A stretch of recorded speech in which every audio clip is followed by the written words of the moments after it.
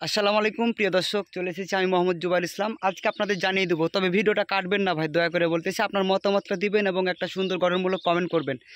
আমি আপনাদের সামনে যে জন্য আসলাম সেটা হচ্ছে যে, দেখতে পাচ্ছেন আমার পিছন দিকে যে ধানগুলো আছে, এই ধানগুলো হচ্ছে আমাদের আমাদের বরেন্দ্র এলাকার ধান। ঠিক আছে, আল্লাহর অশেষ রহমতে অনেক পানি দিয়েছে। ঠিক আছে, অনেক পানি দিয়েছে আল্লাহ, যথেষ্ট পরিমাণে পানি দিয়েছে আল্লাহ। বরকত বরকত পড়েছে আমাদের উপর, আমাদের মাঠের উপর। আমাদের মাঠে বিগত বছরগুলোতে কিন্তু এইভাবে কিন্তু পানি হয়নি। ঠিক আছে, আর যেভাবে মানে পানি হয়েছে বা কার আল্লাহ আমাদের যেভাবে পানি দিয়েছে, এই জন্য আল্লাহর কাছে হাজার শুকরিয়া।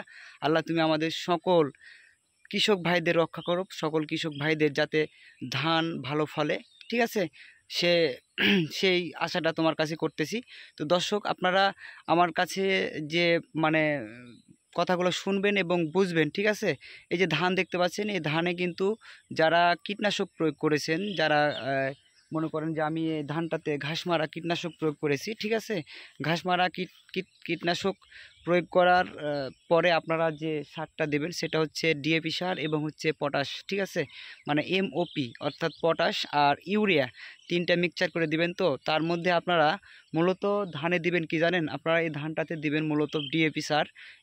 1 কেজি বিঘাতে ভিটামিন দিবেন, 1 কেজি জিঙ্ক দিবেন, বোরন দিবেন হাফ কেজি এবং একটা দানাদার দিবেন। আর পারত চেষ্টা করবেন তার 7 দিনের মাথায় একটা মানে মাজরা পোকাতে যে দমন করার জন্য, যে মাজরা পোকাটা ধানটা যে গোড়াটা আপনার ফুঁড়ে দেয় এবং ধানটা মরে যায়, এ ধরনের কিছু, অর্থাৎ মাজরা পোকা দমন করার জন্য ঠিক সার দেওয়ার 10 থেকে 15 দিনের মধ্যে আপনি অবশ্যই এই জমিটাতে, ঠিক আছে, এই জমিটাতে আপনি কি প্রয়োগ করবেন? কীটনাশক প্রয়োগ করবেন মাজরার। ঠিক আছে, মাজরা পোকার জন্য। আর ধানের বয়স যখন আপনার 20 থেকে 25 দিন হবে, ঠিক আছে, তখন অবশ্যই আপনি সার প্রয়োগ করবেন এবং সার প্রয়োগ করার 10 থেকে 15 দিনের মাথায় অবশ্যই আপনি কীটনাশক প্রয়োগ করবেন, যদি আপনি দানাদার দেন। আর যদি দানাদার না দেন, সেক্ষেত্রে আপনাকে 5 দিনের মধ্যেই, অর্থাৎ 5 দিন পর আপনাকে কীটনাশক প্রয়োগ করতে হবে। কারণ সেখানে আপনি zinc, boron, DAP, urea, potash ইত্যাদি সার দিয়ে আপনি জমিটাতে দিয়ে দিলেন ধানে খাওয়ার জন্য। ঠিক আছে, আর এই কাজটুকু অবশ্যই আপনারা করবেন এবং এই ভিডিওটা আপনারা অবশ্যই অনেকেই কমেন্ট করবেন, আপনাদের মতামত জানাবেন এবং কার কীরকম ধান আছে, কে কতখানি ধান লাগাইছেন। ঠিক আছে, মানে জমি চাষ করে লাগাইছেন ধান। ঠিক আছে, সেটাও অবশ্যই আপনারা কমেন্ট করে বলবেন। আমি মোটামুটি 8 বিঘা মতো ধান চাষ করেছি। ঠিক আছে, 8 বিঘা মতো ধান চাষ করেছি। আর পিছন দিকে যে কচু দেখছেন, এটা এক কৃষক ভাইয়ের কচু, আমাদের মাঠে আছে। সৌন্দর্য দেখতে পাচ্ছেন, কত সুন্দর লাগতেছে। আর পিছন দিকে যে বাগানটা দেখতেছেন, পেয়ারা বাগান, সেটা হচ্ছে আমার সেই পেয়ারা বাগান। সেই পেয়ারা বাগানে আমি কিছুদিন পরেই কিন্তু আপনার পিপি মারবো, অর্থাৎ যে আমটু যে পেয়ারাটা আসছে, সেই পেয়ারাটাতে আমি পিপি পড়াবো। ঠিক আছে, সে ভিডিওটা আপনাদের দেখাবো। তো আজকে এসেছিলাম ধানের জমিতে। ঠিক আছে, ধানে এইসব জিনিস আপনারা প্রয়োগ করবেন, দেখবেন ধান অবশ্যই ভালো হবে। এবং দ্বিতীয় প্রয়োগ কয়দিন পর করতে হবে, মানে ধানের সার দ্বিতীয় প্রয়োগ কদিন পর করতে হবে, সেটা আপনাদের আমি জানিয়ে দেবো।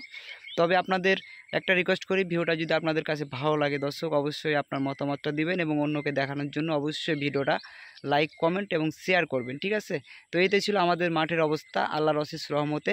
এবং সবার যাতে আল্লাহ ভালো করে, ধান যাতে ভালো হয়, পোকামাকড় আক্রমণ থেকে যেন সবার ধান ভালো থাকে, হ্যাঁ, সেখান থেকে যেন ভালো থাকে।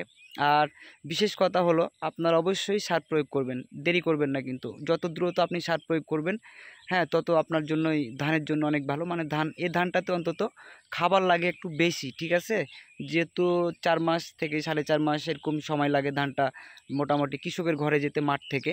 ঠিক আছে, তো ঠিক আছে, ভালো থাকেন, সুস্থ থাকেন এবং আপনার মতামতটা জানাবেন। আর এই তো ছিল আমাদের মাঠে, আমরা আছি সাথে। সামনের দিনের আপনাদের আপডেটগুলো অবশ্যই জানিয়ে দেবো এবং আপনাদের কোন ভিডিও চান, সে ভিডিওর উপর আপনারা একটা মতামত দিবেন। আপনারা অবশ্যই সে ভিডিওটা আমি দেওয়ার চেষ্টা করব দর্শক। আর এই তো ছিল আমাদের মাঠ এবং ময়দান, যাকে বলে ফসলি মাঠ, আমাদের এলাকার ফসলি মাঠ।